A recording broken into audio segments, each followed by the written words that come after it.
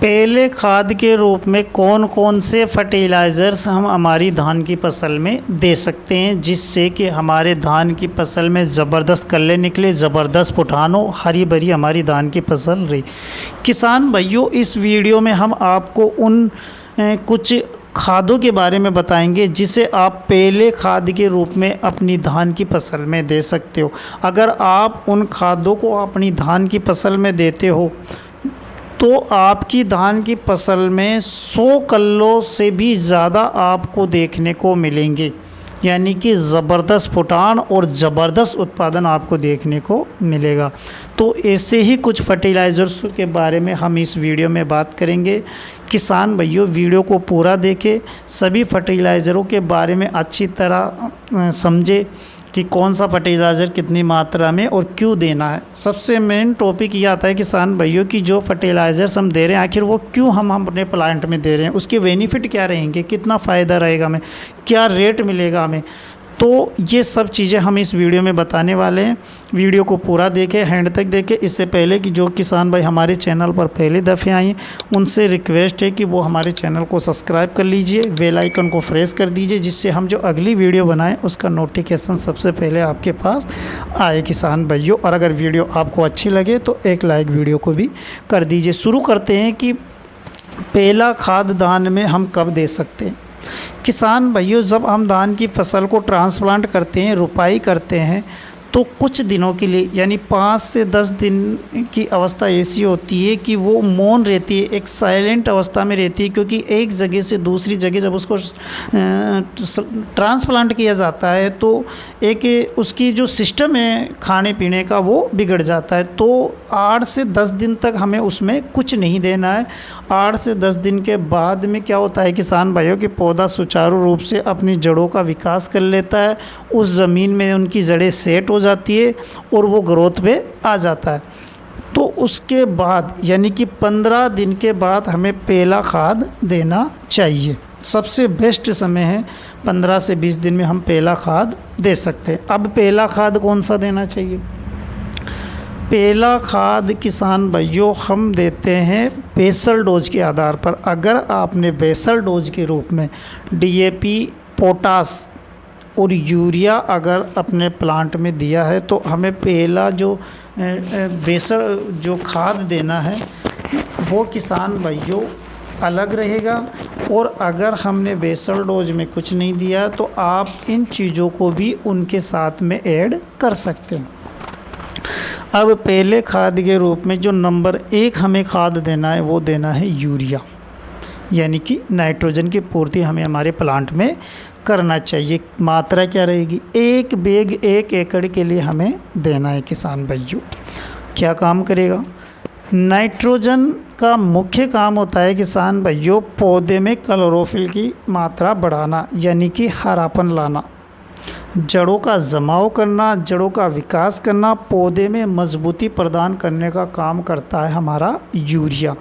तो यूरिया हमें हर हाल में पहले खाद के रूप में देना है किसान भाइयों, जिससे हमारा पौधा हरा भरा रहेगा, उसमें अच्छी फुटाने रहेगी, जड़ों का जमाव अच्छा होगा किसान भाइयों, और कल्ले बहुत अच्छे निकलेंगे।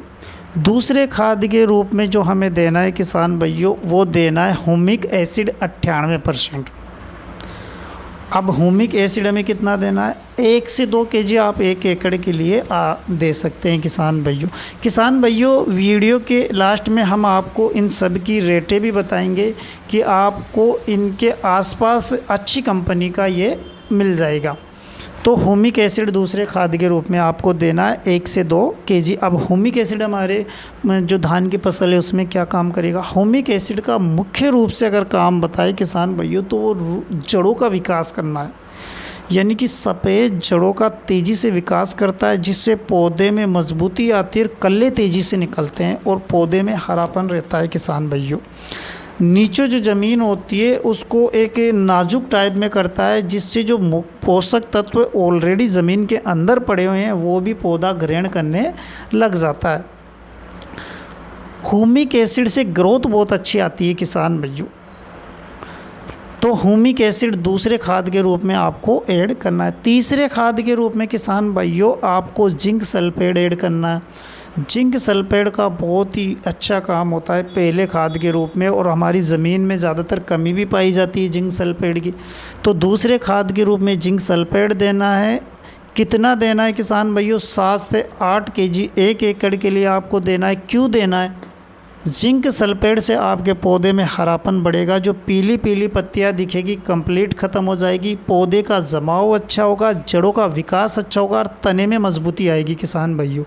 और जितनी ज़्यादा तने में मजबूती आएगी उतना ही पौधा गिरेगा नहीं, आपकी धान की फसल में उत्पादन आपको अच्छा मिलेगा।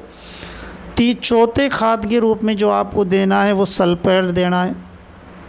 सल्फर एक फंगीसाइड होता है किसान भाइयों। फंगीसाइड होने के साथ साथ में आपके पौधे की जड़ों का विकास करता है, सफ़ेद जड़ों का विकास करता है, नीचे जड़ों में अगर कोई प्रकार की फंगस है उसको दूर करता है, जड़ों का जमाव करता है किसान भाइयों, पौधे में तंदुरुस्ती और तना में मजबूती लाता है। जब फ्यूचर में जब बालियाँ आएंगी तो उस बालियों की साइज़ बढ़ाता है, दाने की साइज़ बढ़ाता है, दाने में खूबसूरती पैदा करता है और उसमें वज़न बढ़ाता है। कितनी मात्रा में देना है? 8 से 9 केजी 1 एकड़ के लिए आपको सल्फर देना है किसान भाइयों अपने प्लांट में। तो ये जो 4 खाद है किसान भाइयों, इनको आप एक जगह मिक्स कर आराम से अपने प्लांट में दे सकता है। 5वें खाद के रूप में किसान भाइयों, आपके अगर प्लांट में दीमक की समस्या है तो आप जो रीजेंट यानी कि पिप्रोनिल 0.3% आता है, 2 केजी प्रति एकड़ के हिसाब से आप उसको भी ऐड कर सकते हो।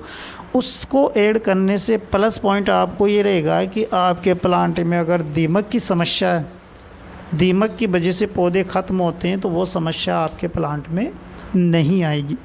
एक इसमें आप किसान भाइयों काटअप भी ऐड कर सकते हैं। 4% GR में काटअप भी ऐड कर सकते हो। काटअप से आपको ये फ़ायदा रहेगा कि आपके धान की फसल में जड़ों में गांठें नहीं बनेगी, नीमोटोड की प्रॉब्लम नहीं आएगी। इसलिए आप 2 केजी प्रति एकड़ के हिसाब से काटअप हाइड्रोक्लोराइड भी ऐड कर सकते हो। बहुत ही अच्छा बेनिफिट आपको मिलेगा। जड़ों का विकास करने के लिए काटअप का बहुत ही बड़ा अहमियत होता है किसान भाइयों, महत्व होता है, तो आप काटअप ऐड कर सकते हो। तो ये कुछ खाद थे किसान भाइयों जिनको ऐड कर आप पहले खाद के रूप में अगर देते हैं तो आपकी फसल बहुत ही अच्छी होगी, बहुत ही ज़बरदस्त उसमें कल्ले निकलेंगे। जितना आपको पता है किसान भाइयों, जितने ज़्यादा कल्ले उतने ज़्यादा प्रोडक्शन। तो ये खादों का उपयोग कर आप अपनी फसल को स्वस्थ और अच्छी हरी भरी बना सकते हो। उम्मीद करते हैं आपको अच्छी तरह समझ में आया होगा किसान भाइयों। इस वीडियो में इतना ही, मिलेंगे किसी अगले वीडियो के साथ, अगले टॉपिक के साथ। नमस्कार।